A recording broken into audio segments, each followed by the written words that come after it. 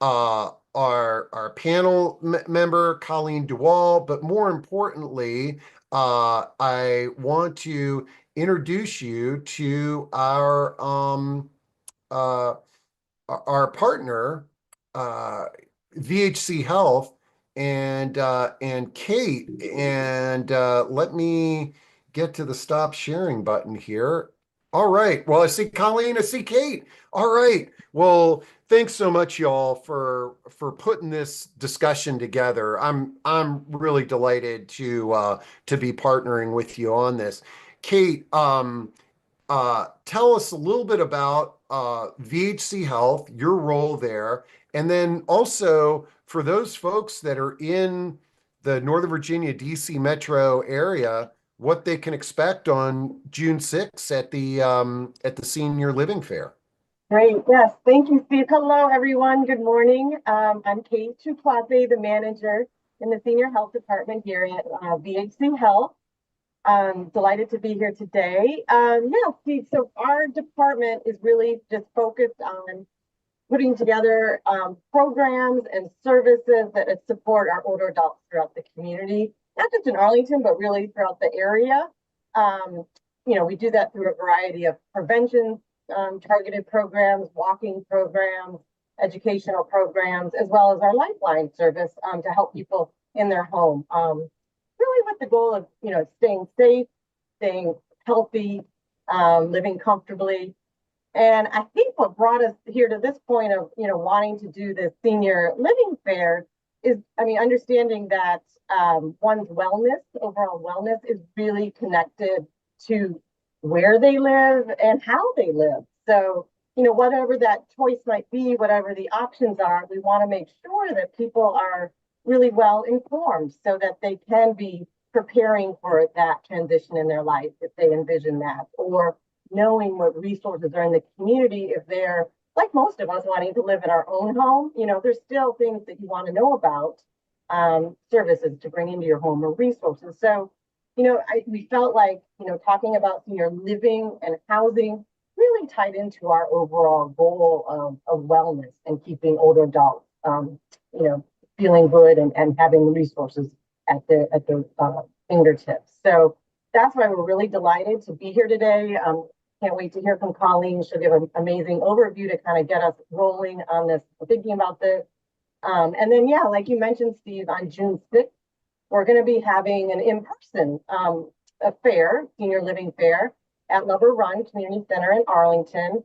Just a great opportunity to kind of circulate throughout the fair, meet with different experts who are knowledgeable in areas of whether they, are affiliated with a particular property or community in the area, or perhaps they have a resource that can be of benefit to you in your home, whether it's, home health or, some food services, that kind of thing. So really excited to be able to offer that and share those resources with folks in the community. So again, there's some details about it.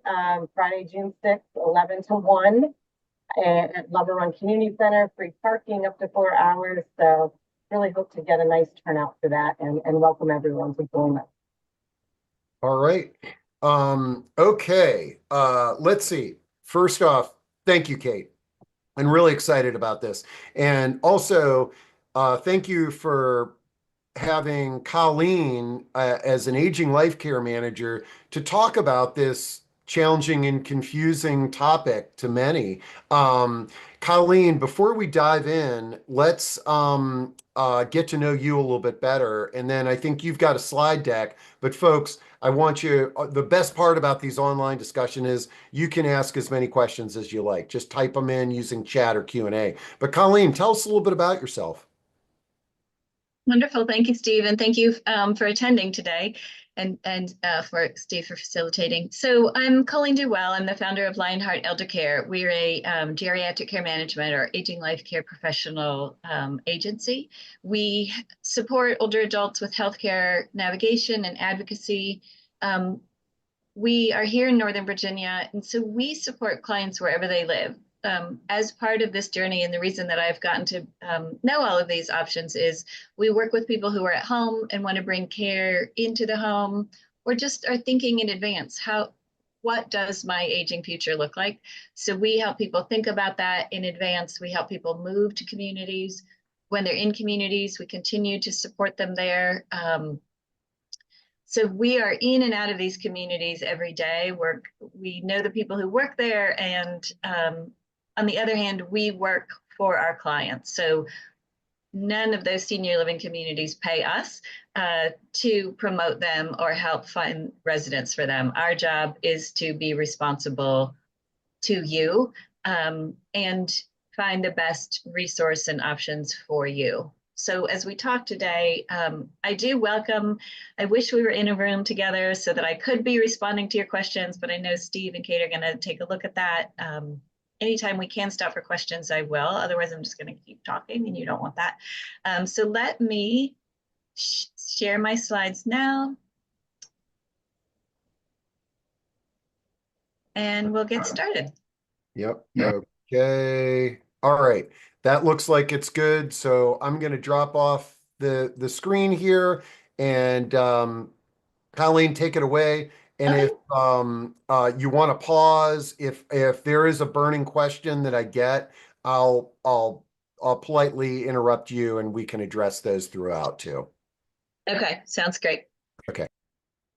So first of all, as you know, I always start with this slide. This is what every single brochure for every community looks like. Everybody's having wine, everybody's having a great time.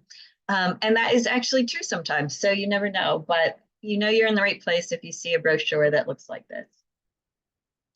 What I do want to start is by talking about how realistic is this?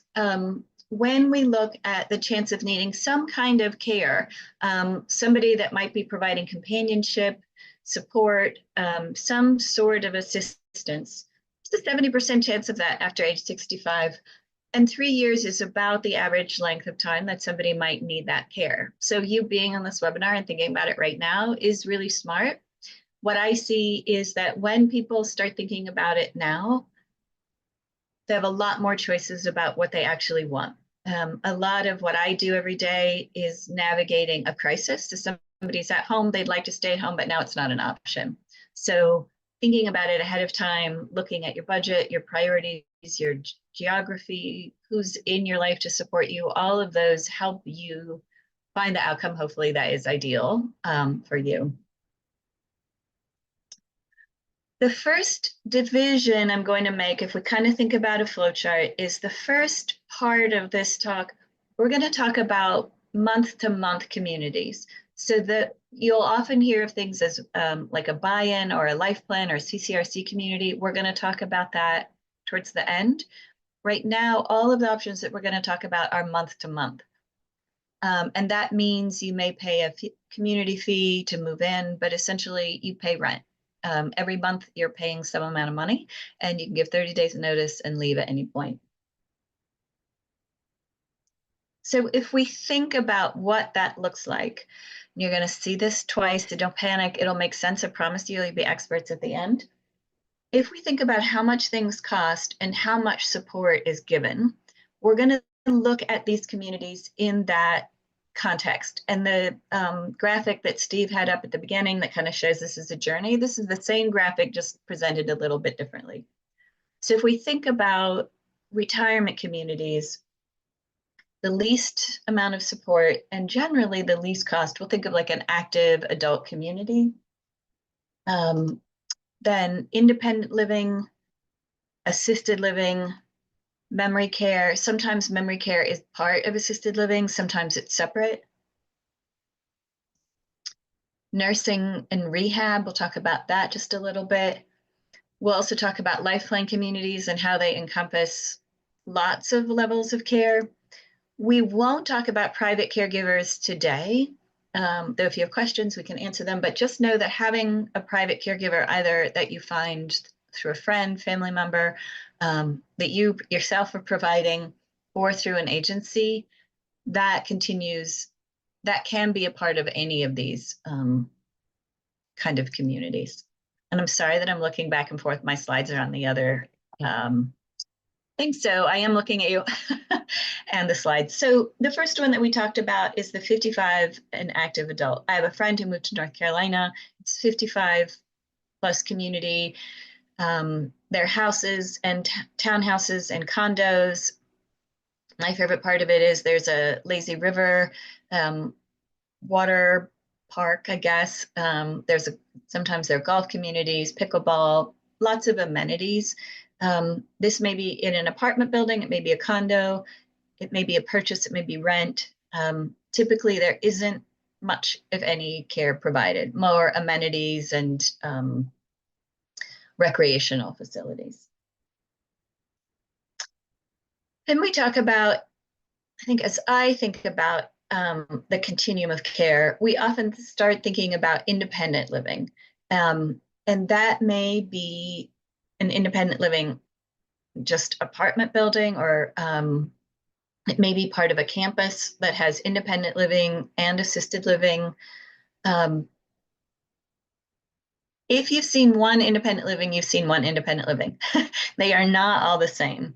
So some may offer a meal plan. You get so many meals per month. Some may say we include dinner. One here in Fair Oaks, they have happy hours instead of dinners. So there are different amenities that they offer. This is really evolving space, and people are realizing that people want more connection, community outing, that kind of thing. So I'm seeing more of the amenities go toward that direction. If care is needed, there are a couple of models for care.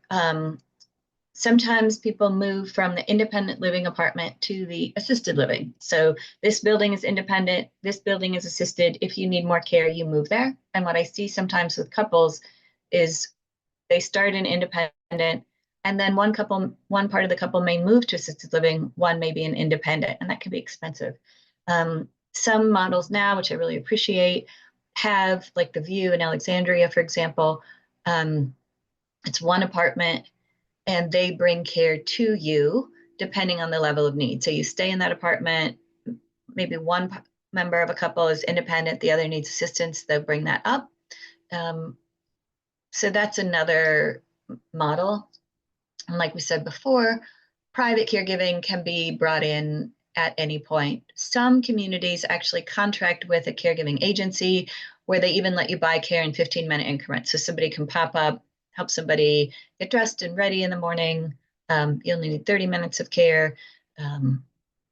So they're different models, and depending on your needs and your budget, your location, you'll see different options with that. I'm going to keep on running through these options. Go ahead and stop me if there are questions. So then we're going to talk about assisted living and memory care. And I'll talk about these in general, and then I'll talk a little bit more specifically about memory care. But the way assisted living and memory care work are typically pretty similar. It always starts with a care assessment. So when somebody needs assistance, sort of by definition, we have to figure out what that assistance is. So typically somebody from that building comes out either in person or over Zoom and meets with a person who is moving to the assisted living community and assesses what level of support they need. Do they just need what's often called queuing, which means just a reminder, hey, Mr. So-and-so, it's time for breakfast. It may be what we call standby assistance. So somebody says, so-and-so, you're going to take a shower. I'm going to put all your clothes in the shower. I'll get the shower going for you. I'm going to stay outside of your shower or of your bathroom while you do that. And then just make sure, kind of that standby assistance, that they are getting what they need. So that care assessment says, here's what level of support is needed. There's a care plan typically written up so that everybody that's assisting that person knows what kind of assistance they need.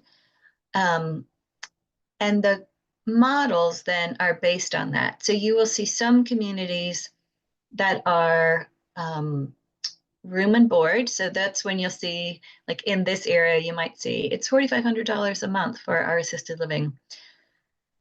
And that's because that is what that room costs without the additional cost of care. A larger room costs more money. Smaller rooms typically cost less. And then depending on the level of care and the number of medications, you might see that cost go up. And we'll talk kind of a range of cost in a little bit. On the other hand, you have communities that are all inclusive. So they say, when you move here, that one fee is regardless of your level of care. So you may enter with a lower level of care, but as your care needs increase, we'll keep that cost steady. When you hear that, know that there are always some additional costs. Some communities charge a community fee, or they may charge what's typically kind of a move-in fee. A lot of times there'll be specials on those. So if you're ever going to negotiate a cost, that community fee or move-in fee is likely where that negotiation will be. When there are outings, we're all going to go to lunch at Chili's. Typically the cost of lunch is going to be extra. Some communities include transportation. So they may have a range, like 5 miles from our community, we'll provide transportation to a doctor's appointment. Some say after that we charge per mile, or some won't provide it per mile. And then the other thing it doesn't include sort of universally is any kind of incontinence products, personal products. Some communities will charge a daily rate for that, and they'll provide it. I typically, with my clients, just recommend you set up a shipment from like a monthly shipment of supplies that just comes. That way you're not paying them to order this stuff for you, and it's usually a lot less expensive. And then at any point, if additional private duty care is needed or desired, that would be an additional fee. So just as you're looking at those communities, be aware that that's kind of how the fee structure works and how that's the care and how the care works. What I will say separately is what a decision that a lot of people make is, do we need assisted living or memory care? And that is a personal decision. It's kind of person by person. One thing that does absolutely tell us that somebody needs memory care is if they are at risk of leaving, walking off in the middle of the night saying, hey, I need to get home, or I need to go to work. Being in a secure environment like memory care is an important feature of that. So let's look at that and kind of how those two break down. So in assisted living, you may have anywhere from a studio to a 2-bedroom. Typically in assisted living, people may invite you to things. It's, we're having this event now, we're having happy hour, we're having an art class. You're welcome to come. But if you don't want to, you can stay in your room all day. That's fine. In memory care, you generally see a smaller, typically like a studio, maybe 1-bedroom in memory care. Most of that activity is guided by staff. So the expectation is that you are in the common area. One of the reasons that people make the move to memory care is one of the things that we see with cognitive change is that executive functioning. Where do I need to be when? How do I navigate my way there? Let's say my room is all the way down the hall. I have to figure out how to get out of my room all the way down the hall to the place and time that activity is happening. So in memory care, it's typically a smaller environment. The rooms are smaller. Those activities are closer, and that's what we want. We want people to have to make fewer decisions and use their cognitive load at things that are engaging, and rather than just navigating and remembering. So that's a positive thing. I will tell you that I work with a lot of families who really struggle with this, particularly if somebody's moving from home into memory care. It's very hard for family members to say, this person's been in a 3 or 4-bedroom house with a beautiful dining room and a beautiful sunroom and a kitchen, and now they're just going to move to a studio. Like, that's very hard for them. What I see is that people typically thrive because they are not having to make 1,000 tiny decisions all day. The other thing I'll say is, where is your mom or dad sitting most of the day? Most of us, myself included, only spend time in a couple rooms in the house. So if we narrowed down just the place that I spend time, you'll see that that's that's probably a smaller footprint. And we see that with memory care and frankly, assisted living as well. Okay, I'm going to keep moving along. This is great, Colleen. We got questions coming in, and Okay. but keep on Okay. going through, and folks, just keep the questions coming, and we'll address them. Okay, perfect. Okay, so now as we're continuing to talk about month to month and assisted living or memory care, there are a couple of models. So one is the model of a big building. And if you're driving down the street, you're going to see one. You'll see such and such assisted living or such and such senior living. They're beautiful buildings often. So you may see a tall building, you may see a smaller building, but you'll see a building model. They often have independent living and assisted living and memory care, or it may just be an all memory care community or all assisted living. There's another model, which is what I call residential assisted living. You sometimes hear these called group homes. And that is just a house. You're driving down the street, you have no idea that this is a group home or residential assisted living. In Virginia, that's licensed for 8 residents. So there'll be 8 people in one house. Everybody has their own bedroom. Sometimes you share a bath. Many of them have their own bathroom in that room. These may be memory care focused, or it may just be a regular assisted living. There are a lot of things that I personally like about these communities. Because there are fewer residents, there are also fewer staff, and nobody gets, you'll see here, lost in the shuffle. People know when you get up in the morning, they know how you like your eggs. They know whether you want the paper. They know when somebody's grumpy, when somebody needs a nap. And there is a lot of one-on-one attention. So I like these communities for the that very homey one-on-one kind of feel.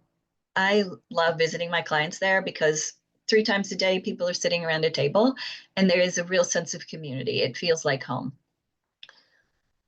What I don't recommend this for people when they love to have a bunch of activities in a bunch of different places. So if you are the kind of person that wants to go play pickleball in the afternoon and that you want to go to trivia in the morning and you want to go to an art class and you want to have you want to stay really, really busy going to a lot of different things with different groups of people, this residential assisted living may not be the right option.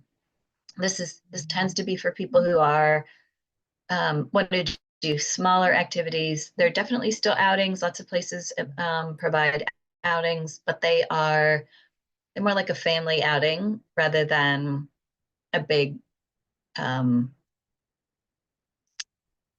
exercise class or something like that.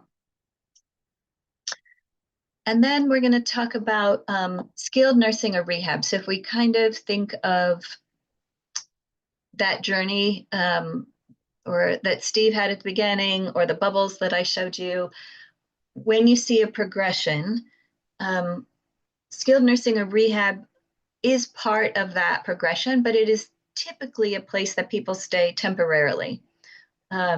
It's usually right after a hospital stay.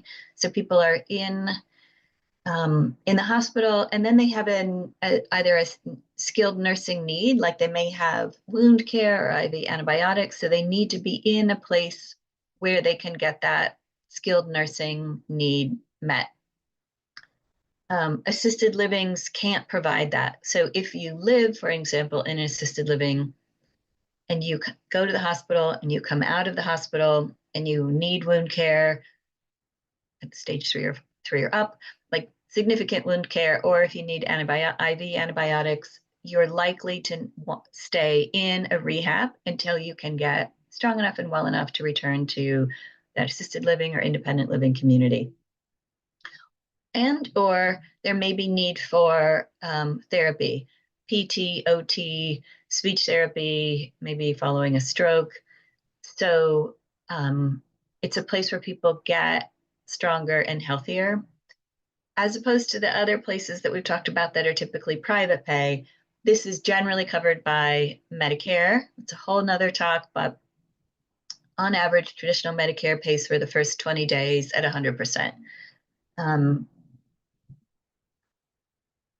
Also the same kind of community, some communities have Medicare and Medicaid. So if people move to, if this is going to become their home and they sort of exhaust their resources and still have a skilled need, Medicaid may switch to be the payer for the skilled nursing facility.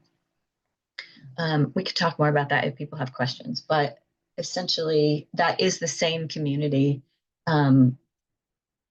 Some skilled nursing facilities accept Medicaid and some do not.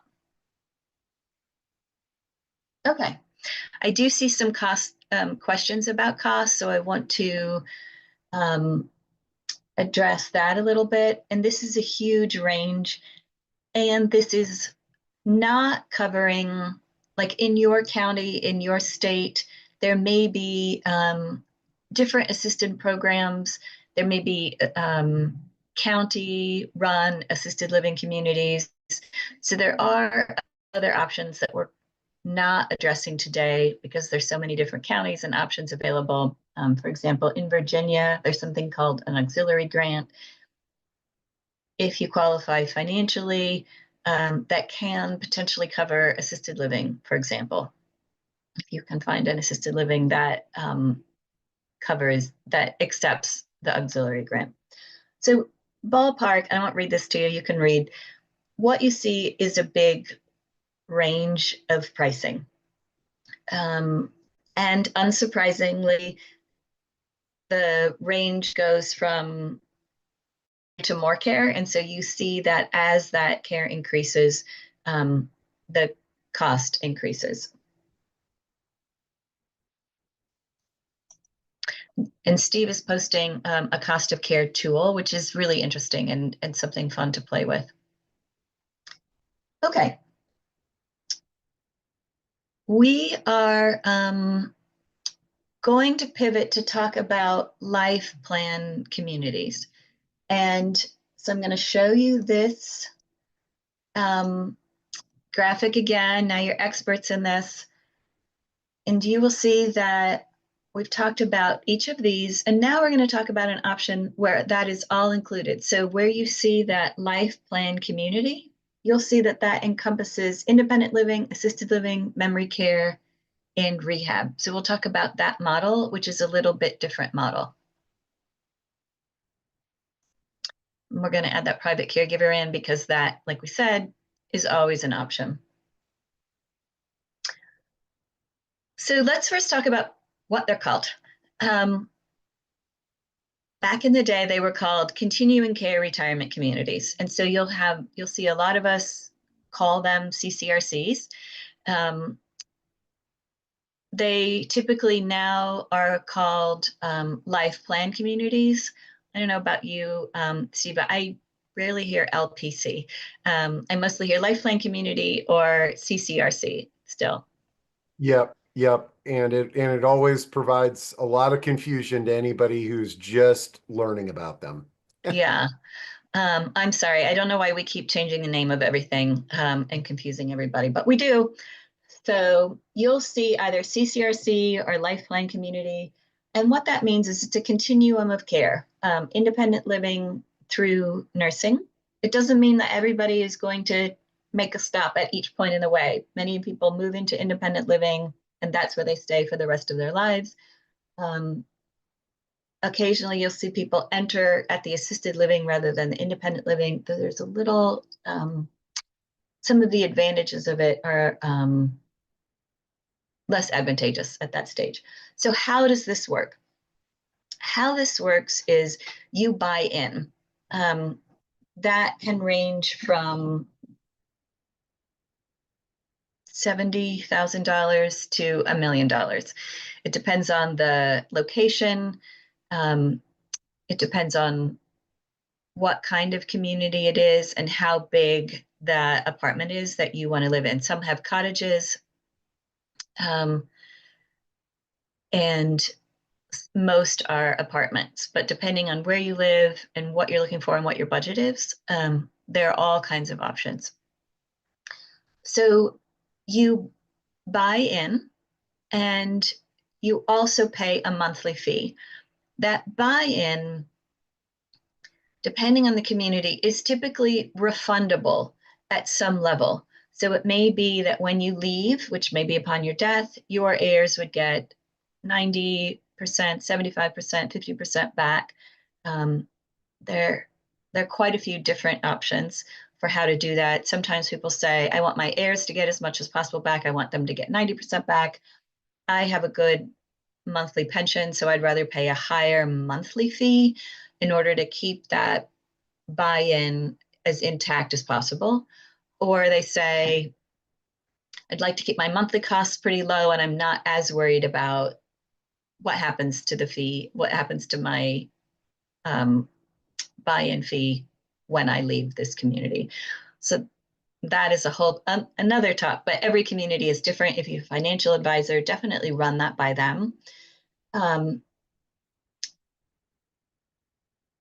What is true is, so one other thing about the options, some have an option where you can say, my monthly cost in that independent living is going to stay constant. So I know that it's going to cost me $4,000 a month or $5,000 a month for the first person, maybe another couple $1,000s a month for the second person. And if I move to assisted living or memory care, that same cost will follow me. So it's a little bit more predictable. Some communities have that and some don't, as you can imagine, because the house always wins.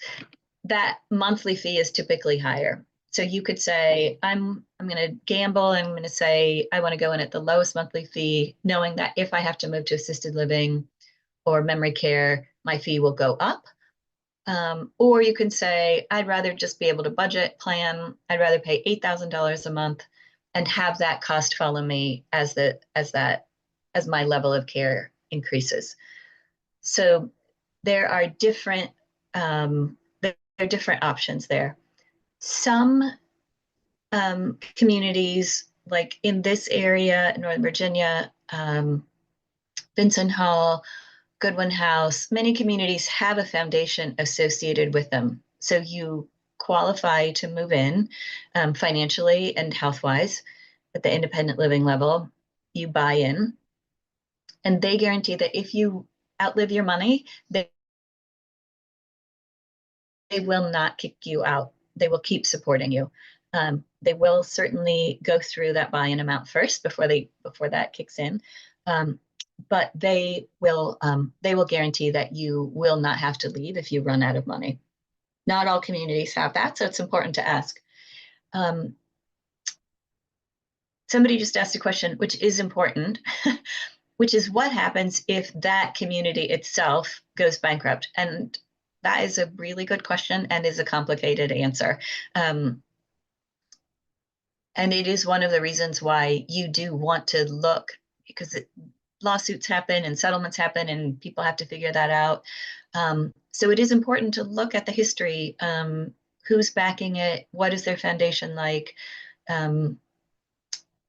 What is their financial basis? So it's a good question to ask, and it does vary by community. I'm going to tell you a little secret that I like to tell my clients about how life plan communities work. And I call it the funnel. So when people buy into a life plan community, they bring in a bucket of money with them. And most people move in at the independent living level.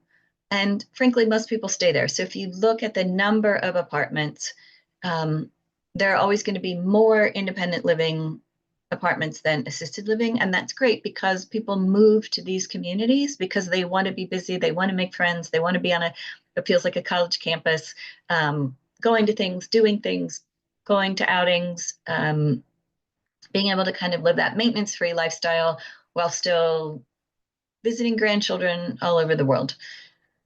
There isn't as much staffing need at independent living, and that's great. There isn't the level of care needed. There's more staffing needed in assisted living, more staffing needed in memory care, and still more staffing needed in the nursing and rehab. So what I like about the life plan communities, in addition to all the wonderful amenities that they offer, is that bucket of money that people bring with them when they move gets to be spread through all of the different levels. So when you, and I might make people here mad that work in some of these communities, and I apologize in advance, but when you compare the staffing level in a healthcare or rehab center of a life plan community compared to one that you and I might see just driving down the street, they typically have private rooms. They tend to have a higher staffing level. So one of the reasons that I might consider a life plan community for myself is that I want to know that if I do need assisted living or rehab, that I can go to one of these communities that has better staffing. And this is not just my personal bias. If you go to medicare.gov and you compare skilled nursing facilities, you typically see higher satisfaction, more stars for the rehab skilled nursing that is associated with a life plan community. So I also see a comment here about the application process to get into a life plan community, and you're absolutely right. They do screen people. They screen financially to make sure that, particularly those with a foundation, they want to make sure that you likely can afford it, that you have the financial resources to be able to live in that community. And they also do it for your benefit. If it takes every dollar that you have to move in there, and then you're not able to buy a cup of coffee, they don't want you to spend all of that money there and not be able to live your life. They also look at does this person cognitively and medically qualify to live independently, because care isn't provided at that independent living. People can get screened out of the life plan community, and that is why the advice that kind of all of us will always say is move in before you think you need to, because it is, I think you said you were crushed, and that it is crushing news when you have really, when you've really got your heart set. All your friends live there. So looking ahead does really matter. And Nicole, I also want to thank you for this. So I'm gonna talk about my profession a little bit and people who do what I do. So we are a fee-based service, like we're a fiduciary. You pay us, but you pay us to be knowledgeable. You pay us to have those relationships, and frankly, you pay us to be biased. We are in these communities every day. We know who works there. We know who the ED is now, but used to be the ED over here. We know who the director of nursing is. We know all of these communities, and we see what it looks like past that fancy lobby. You can find placement firms, and frankly, there are probably some on here that are fantastic. The way that fee works is you don't pay that person to find a community for you. The community pays that person. So it's called a placement firm. And typically the types of communities that are willing to pay that placement fee may not be the types of communities that are, they may be needing residents, right, rather than having a wait list. So I believe that it's always worth a couple of hours of your time. It's a fraction of what you would cost even for a month-to-month place. It's a fraction of what it would cost for a month to move into a place, be disappointed, and have to move back out when you paid the community fee, you paid movers, you've gone through that emotional turmoil. I would definitely say work with somebody who knows that and doesn't have any financial relationship with any of these communities so that they can give you a really good insider's view of it. Okay. Last thing I want to say about plan communities in that vein of start looking before you want to start looking is many of them have long wait lists. 5 to 8 years is a pretty common wait list. And health can change in that time. So like we said, you may want to live there and then not be able to. So getting on the wait list and considering moving in the minute that they have an opening is something I would strongly encourage you to think about. Okay, where do we start? My guess is listening to all of this is overwhelming. You're going to want to get the slides, you're going to want to study it, you're going to want to think about it. And I would almost encourage you not to do that. First, start with you. Think about when you go to college and people get the big book of colleges and they read through it and then they make lists of great colleges.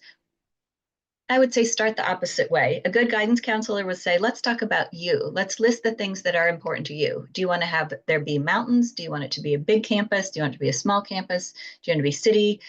What matters to you? Who do you want to see? If you open your door and look down the hall, who do you want to see around you? What do you want to do during the day? That's what we want to start with. What do you enjoy? What do you like? What's your budget?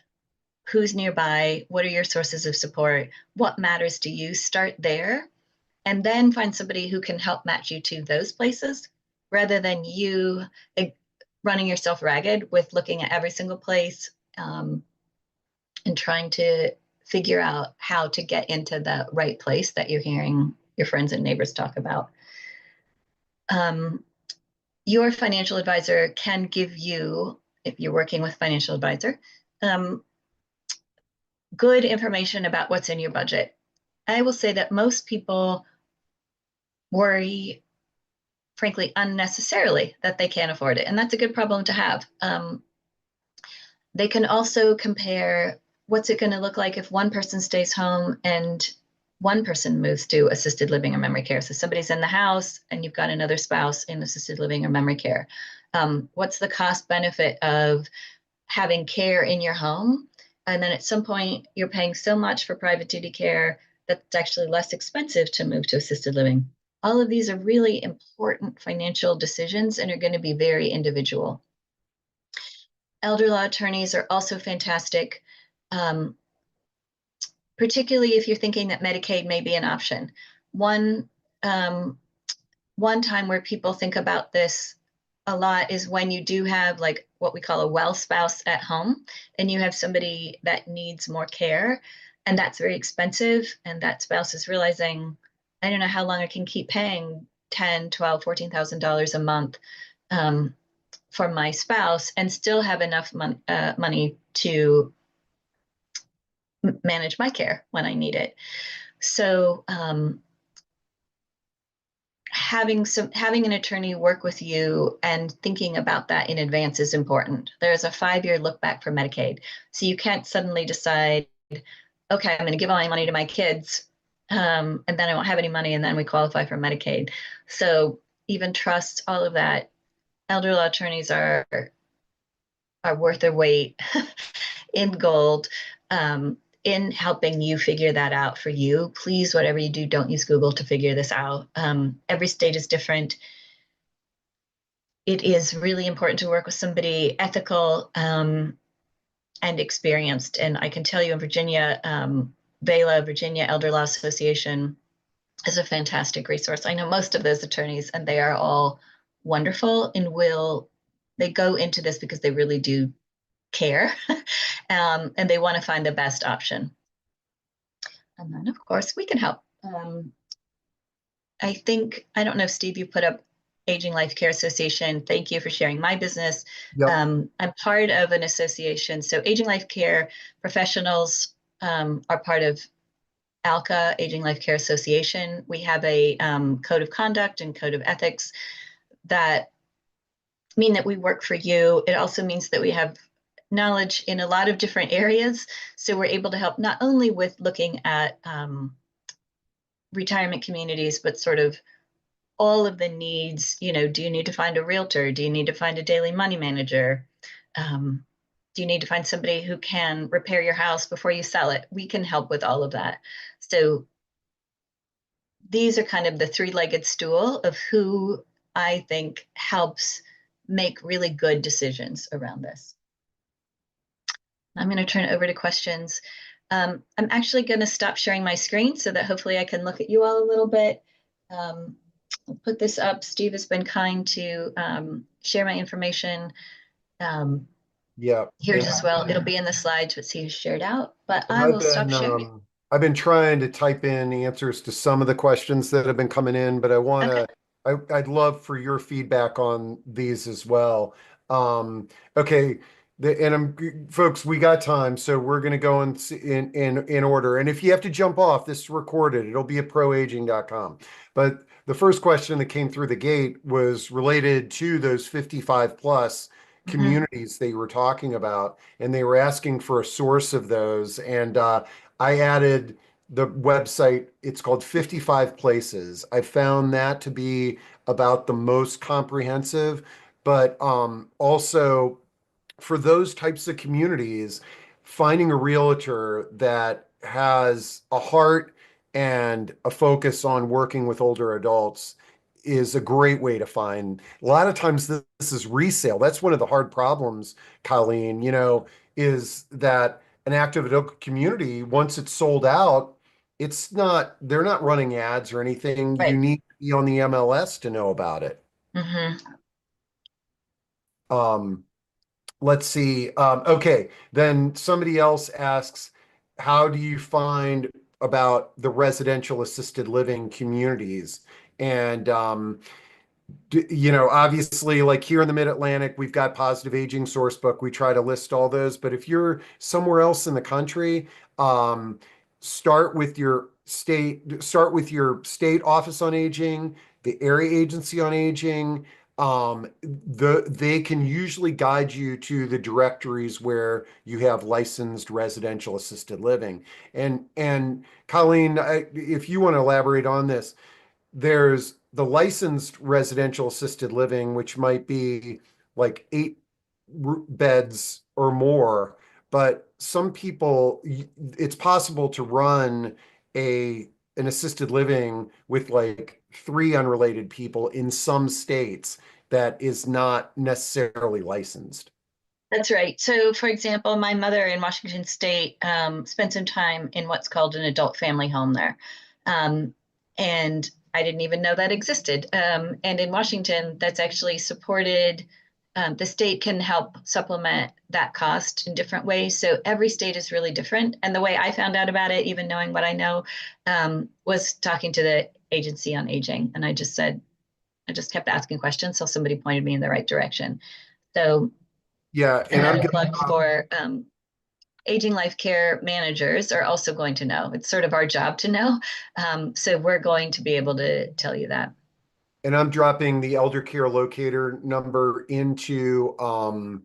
uh into chat. That's a great place no matter where you are to get an area agency on aging. Okay.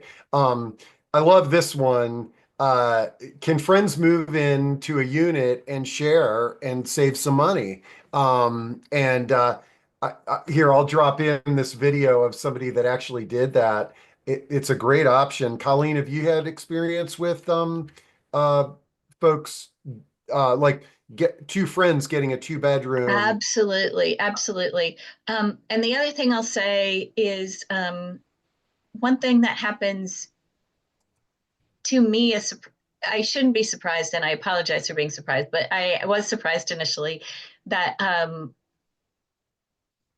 I've had, in fact, these wound up being my clients. So I had 2 clients that I helped a client move to an assisted living. His wife had just died. I helped another client who was single move to that same assisted living, and they formed a relationship and both had full capacity to make adult decisions about what they wanted, and and one person was actually sort of running out of money. So they shared an apartment. They moved in as a couple together.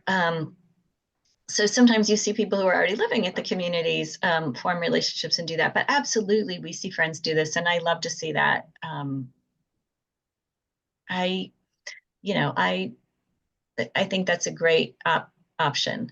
Okay. Um, I knew this question was going to come, and and Nicole gets a gold star. She's putting in some great comments today. Thank you for the elder law links, Nicole. But somebody says, how can anybody afford to spend $10,000 a month on care? I live on $4,000 a month. And let's let's do a address it. little Yeah. sharing and brainstorming on this topic, Colleen, because it's So the one that first place to start is definitely your county. We have not addressed here any of the options that the county addresses. So there are often what are called sometimes income restricted housing. So that means that you can't live there if you make over a certain amount, which is a great way to think about it. Here in the Mid-Atlantic, for example, Chesterbrook Garden, which is started by the Unitarian Church, sorry, Culpeper Garden. Chesterbrook is another can be more affordable option. Lovely communities, wonderful in every way. So there are more affordable options, and usually people in the county agency on aging will know about those options. And that often starts with an assessment from the county. So the county will come out, find out what the needs are, what the support is, and then make recommendations. In Fairfax County, for example, there's ElderLink. They provide sort of version of what I do, frankly. It's and they don't charge for it. It's a partnership from ANOVA and the county looking at what are the resources, how can we guide you into what all of those options are. I also see somebody talking about VA benefits. So knowing what is eligible, what the VA will cover. I'm going to say two things that are potentially helpful here. One is talk with somebody who is from the VA who can assess your specific benefits. If you go Google, it's going to talk about a generic situation and it won't be specific. And the way to start finding out your specific resources is to get that DD 214. Everybody that is discharged from the service has a one-page document called a DD 214 that is kind of the keys to the kingdom. This says, here's what you're eligible for, here are your service. It will give people, that will help match you to what benefits are available to you, and start with somebody that works with the VA, a Veteran Service Center, to talk about what benefits are. And then we can help. So a couple of communities in this area really do focus on veterans benefits. So they'll say, actually, we have some experts in this. Once we know what those benefits are, we'll help connect you to those. And that can open quite a few doors. So it is great to know about that. So veteran benefits, start with the county. Just please don't Google. That will waste you a lot of time, unfortunately. I'm glad we're getting this question because it always comes up when we start talking about cost is what are the best options cost-wise amenities outside the United States for lower cost long-term care and nursing home. I'm going to drop into chat a discussion we did with the editor of a resource called International Living.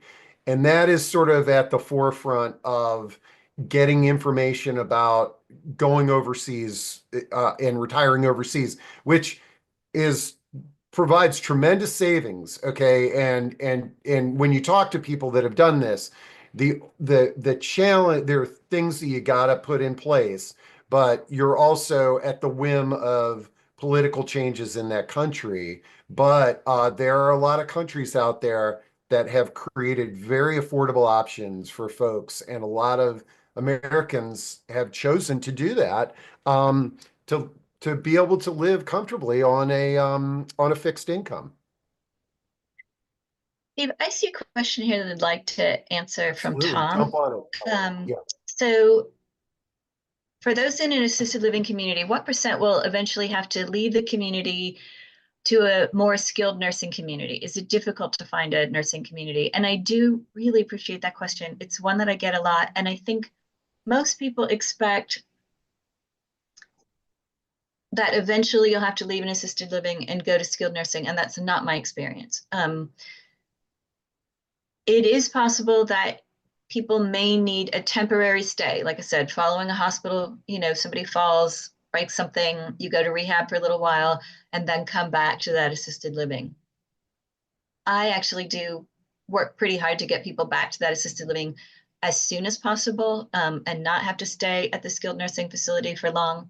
And people also wonder, like, well, if somebody's on hospice, or let's say they're bedridden, are they then going to have to move to skilled nursing? And that is not my experience. Most assisted livings kind of make a promise that they will care for you through the end of their life, as long as there's nothing in their licensing that prevents it. The things that prevent it are the wounds and the IVs. However, and I'm going to get a tiny bit in the weeds here, if somebody is on hospice, those can change a little bit. So for many folks, I would say the vast majority of people that move into assisted living stay there and never transition to living in a skilled nursing facility. The other thing I'll say about the residential assisted living is they are more, when I have folks who are kind of entering at that level. So I have folks who are already in a wheelchair, maybe spend most of their time in bed and a little time in a wheelchair. That residential assisted living may be a good option for them, because they're so good at really keeping people safe, making sure there's no skin breakdown, that somebody's not lying in bed all day. And because it's smaller, you just have more eyes on you. So I really like the residential assisted living for people that have kind of a higher level of need. And I guess while we're talking about it, just to remind folks that hospice is a service, not a place, particularly in our area, and frankly, most of the country. You may find hospice homes, but for the most part, hospice comes to you wherever you are. So you're in assisted living, you're in independent living, you're in your own home. Wherever you are, hospice comes to you and doesn't provide 24-hour care. That's also a shock for people. They think, well, I can't afford this, let's just go to hospice. That isn't really a model that it exists in TV for sure, but it doesn't really exist in real life.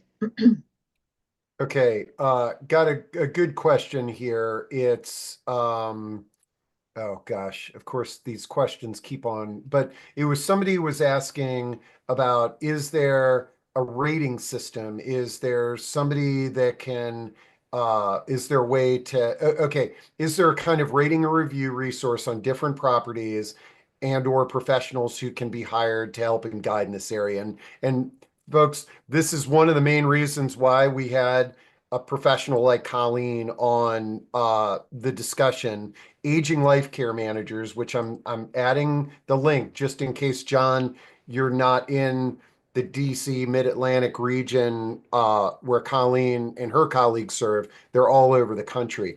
But let me give you a couple of other words of wisdom. Okay. Number one, working with somebody with like Colleen, which what did we say? Air traffic controller, wedding planner, or a quarterback. Think of them in this process is great. Um, the other thing is where you are, seek out a resource that lists everything for you, like that lists all the different options. One of the things that I've found over the years is that folks might be working with an advisor or a resource, and then they're driving down the road and they're like, wait, why didn't I know about that one? And don't be afraid. Even if you hire somebody like Colleen, it's sort of like, hey, I drove by this place. Can we check it out? Finding a place that's close to you where you can visit your mom and dad on a daily basis, as opposed to driving 45 minutes to see mom and dad, can be a great advantage.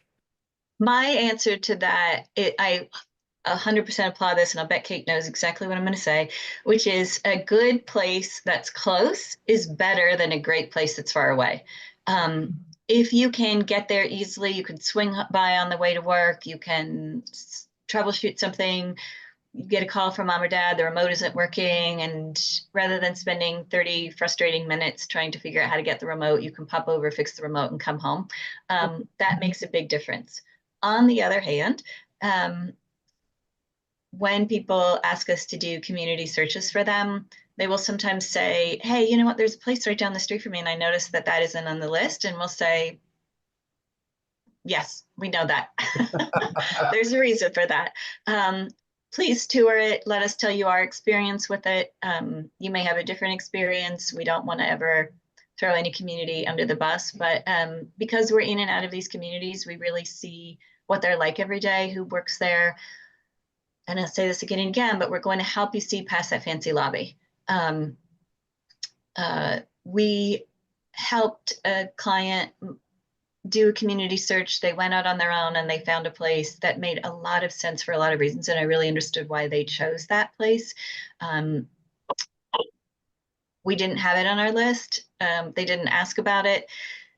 We didn't run out and throw them under the bus because they weren't terrible. And what happened is their person, they moved their person into assisted living, probably should have been in memory care. That person did not have a great time, a great experience. And they called the family and said, hey, we want your person to leave today, which was shocking. So then we helped them move to a different community, and that was a gut punch for everybody. So it's okay to ask the questions. Again, you pay us to be biased. Can I piggyback on that, Colleen, and ask? Please, yeah. As people are, conducting these tours, maybe going in, doing some interviews with staff, like who do you recommend? I mean, obviously we'll meet with the person who's maybe the community relations staff member or the salesperson. Are there others though that you want to make sure that they talk to and meet with a couple key staff members and kind of tagged on to that? Like there are a lot of questions to ask, but like, what do you say? Okay, you've got to ask these 2 or 3 questions when you're going to first meet with the community. Like, yeah, I love that question. Thank you. I generally tell people to visit twice. One visit, don't go in with your list of questions. Just go in and look around. Look for a couple things. These are the things I look for. Is it clean? Is the door handle sticky? That's one of my pet peeves, and I'm not really a germaphobe, but is somebody paying attention to the basics? People are going in and out all day. Is it nice walking in? And then the next thing I notice is, are people looking up? Are people greeting you? Are people saying welcome? Is that from the person who is in the hallway cleaning to the people in their office who might poke their, look up from their desk and wave to you? Is it friendly? When you are looking around, are people engaged? Is everybody sitting quietly, not talking to each other, or do you see interaction? So the first time is what I now call kind of the vibe check. Do a vibe check. Do you like it? Great. Then go back with all your questions. And if you were talking about kind of a month-to-month type of community, again, I'm sorry for people who are on this call who are very good at what they do. Everybody is tasked with what they do, and they do a great job of it. So you are typically given a tour by somebody in the sales or marketing department. And what I like to do is talk with somebody in the nursing department or an executive director. I like to find out if I can get time with the director of nursing or somebody like that. That's what I want to find out. How are you supporting residents there? Is there a resident care director? Talk with that person. Again, I have the utmost respect for people who work in this field. And sometimes when I'm in a community and I hear what the marketing person or salesperson is saying on a family in the tour, I want to say, like, can we talk in the parking lot when you're done with this tour? Because I want to give you a little bit more rounded. No, they need some feedback. Yeah.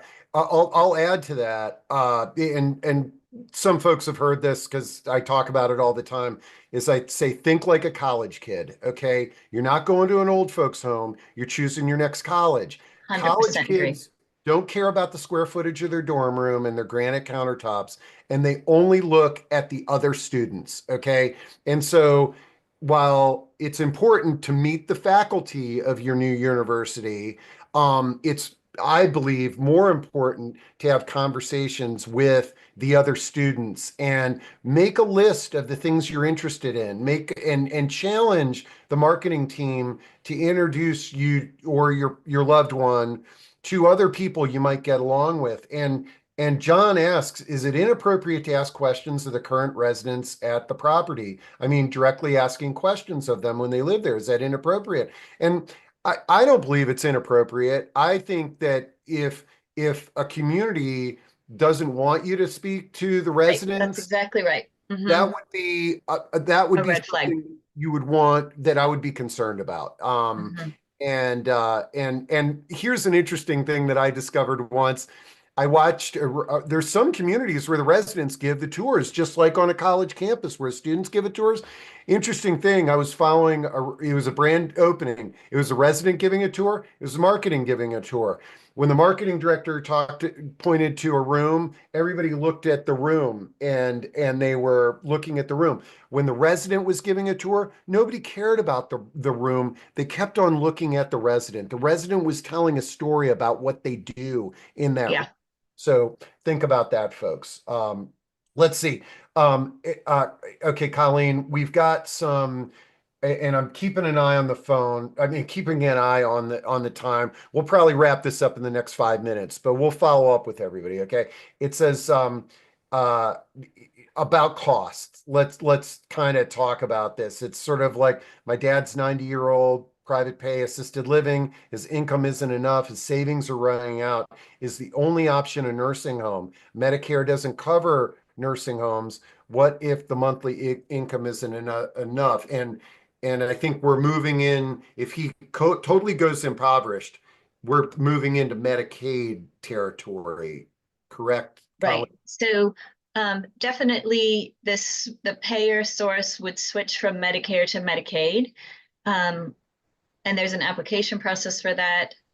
As a reminder, Medicare is a federal program, so it's the same everywhere. Medicaid is a state program, and states operate their programs very differently.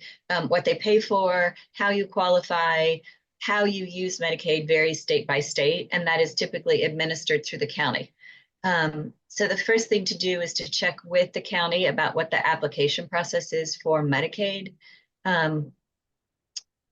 And there are, again, in Alexandria, there is an auxiliary grant program that is specifically for people living in assisted living who are running out of money, in which the state uses Medicaid funds to pay for assisted living, which sounds awesome, and is. And not all assisted livings take that auxiliary grant, and they may not have an auxiliary grant bed open, or what we call AG grant open at the time, precisely that month where your dad is running out of money. So elder law attorneys can help with this, or in Virginia, that if you Google the page VA auxiliary grant, it actually does spell out the process, I think, pretty well. It gives you the forms for the application. You'd want to talk to the assisted living where he is right now and find out, are you part of the AG program?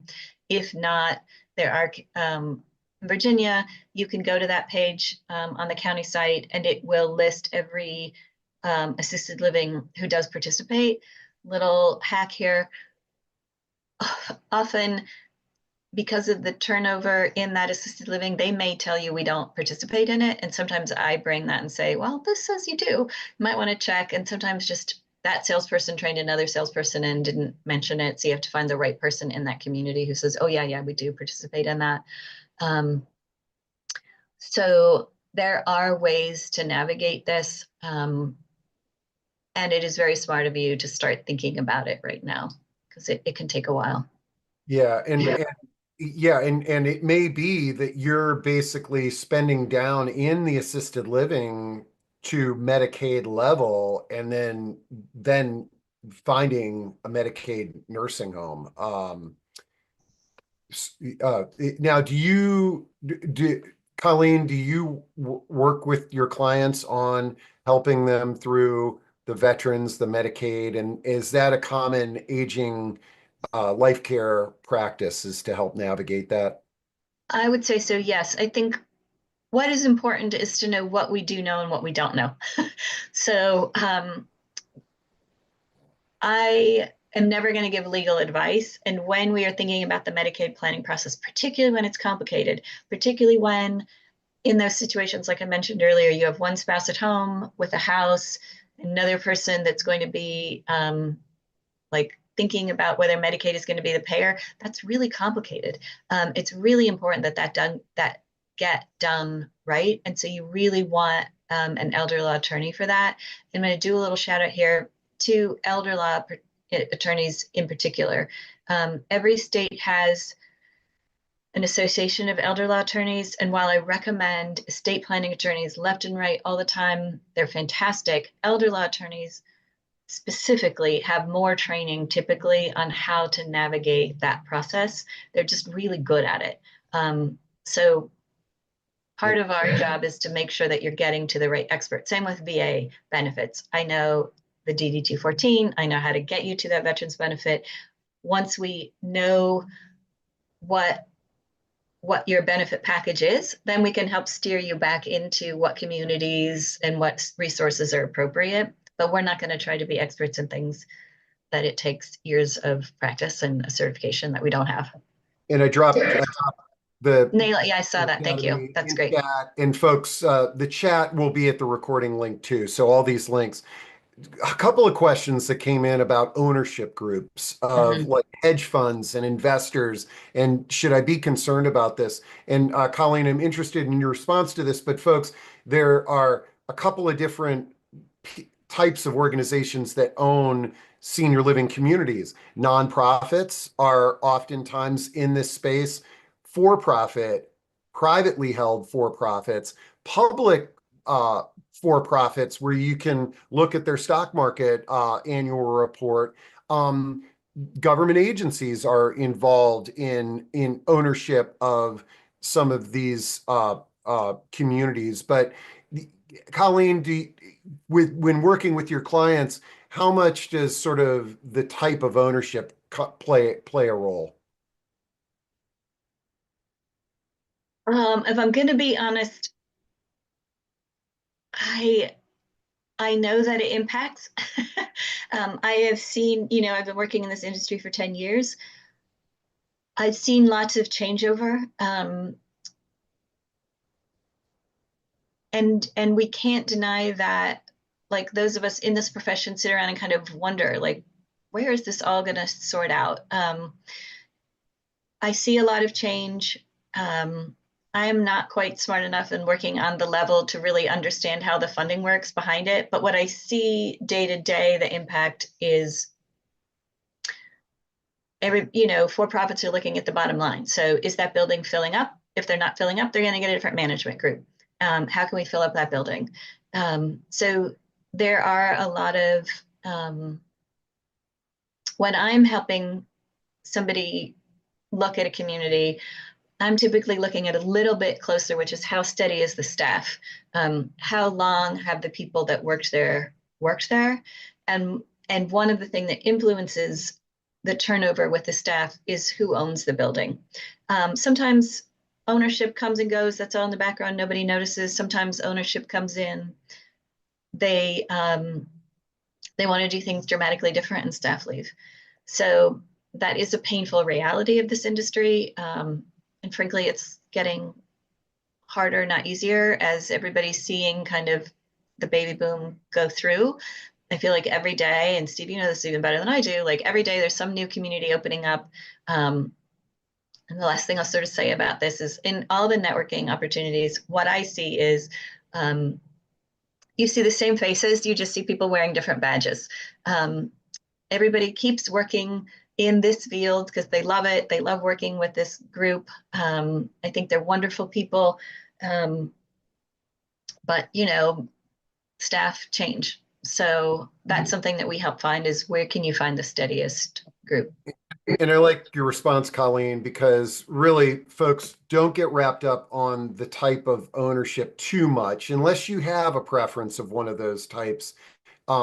ultimately all of these organizations have to operate at a profit somehow, unless it's a government funded organization. But talk to as many people, talk to the leadership team, read up on it, talk to the residents as well.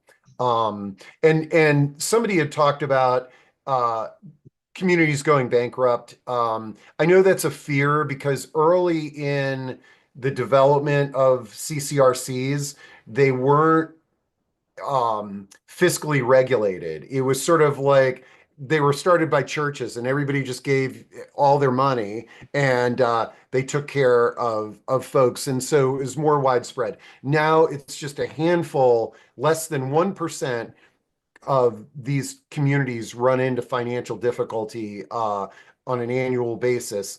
And generally they're acquired and brought on by another organization. Okay. Um, let's see. The person that was asking about where we were talking about assisted living and Medicaid said, I fear that my dad's not going to qualify for Medicaid because of income or what have you. Wouldn't you say, Colleen, that's a great your dad may be an excellent candidate to have a good consultation with an elder law attorney. Yeah. To s- And that's, and I'm sorry, I'm going to go tiny bit in the weeds here, but there are two kinds of Medicaid. There's community Medicaid, and then there's long-term care Medicaid, and those are different. So what people qualify when they're living at home, this, there's an income threshold for each, but essentially if somebody's already in a skilled nursing facility, I'll give you this example. I have a client who makes his pension is $6,500 a month, which is great. He's never going to qualify for community Medicaid, and you would think that would be plenty of money. But he's developed some wounds. He's a little bit sicker than he used to be. So he is now in a skilled nursing facility. And even with that $6,500 a month pension, he qualifies for Medicaid to pay for him because his costs there are like $12,000 a month. So that's why, I'm sorry, my cat's about to join our conversation. That is why it's worth talking to somebody who knows what they're doing to help you figure that out, because it's very complicated. I've been through this with both parents. It's scary. It's hard. We're here to help. Okay. And Colleen, Gina wanted to know those two different Medicaids again. Community Medicaid and long-term care Medicaid. Okay, I'm talking great. about Virginia. So Yep. But even if you're not in Virginia, drop those two. Most states have something similar, but sometimes it's called something different. Mhm. Okay, how about we make this, sorry, because it's going to be an hour. I said before we started this, we won't go an hour and a half, and we're going an hour and a half. But we still have a bunch of people on this call. Rebecca says, I was alarmed to learn a chain of Maryland 55 plus for-profit communities recently rebranded. How does that happen? More importantly, what are the rights of the resident? And this is just Rebecca. It's just a fact of life. There are sales, there are mergers, and there's only so much that we can do. And it does break my heart sometimes when, hey, I moved mom into this community with this philosophy. The company is sold, and now there's a different philosophy. But this happens to our kids' private schools. This happens to the coffee shops that we're dealing with. And the best, I want Colleen's opinion on this, but it's just the best thing is to ask questions, to be a cautious consumer, to get advocates like Colleen on your side to help advocate for you as well. yeah, I don't think I can add to that. We do see these changes. It's part of the industry, but it's everywhere. It's colleges, it's hospitals. It's unfortunately life. But in something, let me jump in with one of my soapbox speeches on this topic is because we talked about schools and stuff like that. Is folks, if you're helping a loved one, or if you're moving into a community like this and you have a circle, a village around you, I highly encourage, try to get as involved as possible in the community, volunteer, um, get to know the staff. Uh, I tell folks, when we send our kids to school, we don't just drop them off and expect them to get into Harvard or Yale. We join the PTA, we get involved, we learn their teachers, we meet the other families, we meet the other students. And the experience that I've seen when families or individuals go in and they invite their friends in or their neighbors to come to be a part of the community and volunteer, it's a night and day difference. And the community itself loves it because this is extra hands, this is extra support for the resident community there. I have a client right now who lives at home. She's doing well. She has volunteered at a community near her for years. And guess where she's going to live if she ever needs help, right? All of her best friends live there. So I've actually had that happen several times, and it's really nice because then you feel like you're moving in with friends. Oh, and I know I'm babbling here, guys, but these are questions that come up all the time. You know, sometimes people will say to me, it's like, oh, I took my mom to this place and she saw all the wheelchairs and walkers and she doesn't have a wheelchair and walker and she left. Folks, listen, wheelchairs and walkers are tools to help us live a more purposeful life. Just because somebody's using that doesn't mean that they're any different than us. And I had a gentleman who I interviewed who moved in at the encouragement of his wife. He didn't want to move in because of wheelchairs and walkers. And he said to me, guess who had a wheelchair 6 months after moving in?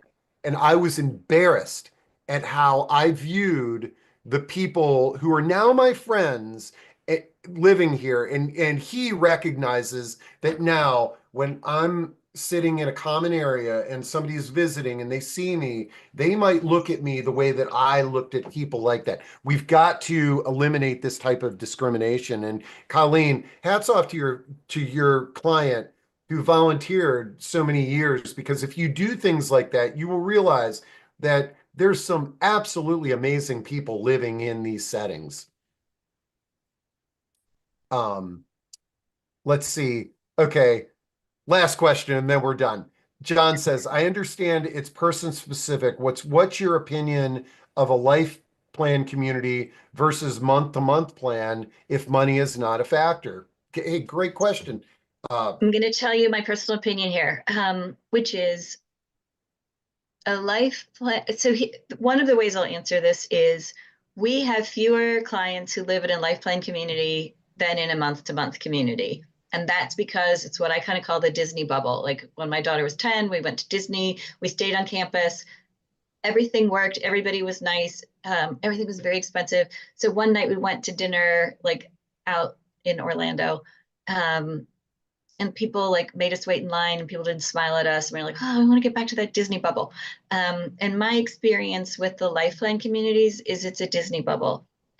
They don't need as much navigation. Our clients don't need as much help in a life plan community because it's one community, and frankly, because you brought in that money with you. So it tends to be